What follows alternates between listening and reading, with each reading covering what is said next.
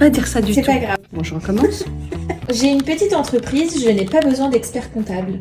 C'est clairement faux. Une entreprise, dès lors qu'elle est immatriculée au greffe, donc a des obligations, elle a des obligations comptables, fiscales. Et de plus, le dirigeant ne maîtrise pas tout.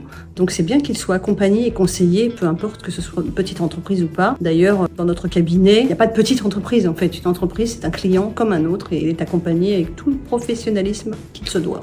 Un PDF envoyé par mail, c'est une facture électronique. C'est faux. Le fameux sujet de la facture électronique dont nous parlons depuis des années. La facture électronique, c'est un format, en fait, c'est un format réglementaire qui est imposé par la loi.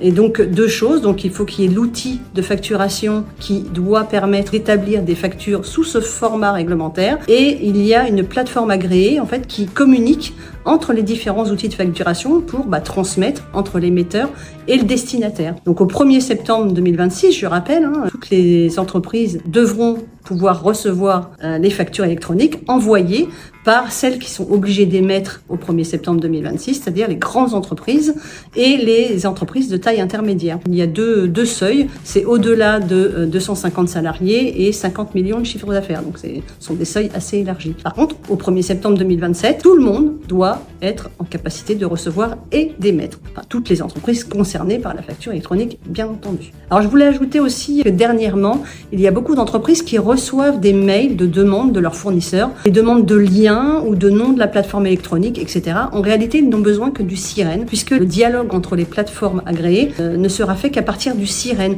Donc oui, vous pouvez donner le nom de la plateforme agréée sur laquelle vous êtes inscrite, mais en réalité, ce n'est pas une donnée nécessaire. C'est inutile, tous ces mails qui sont envoyés de demande de renseignement.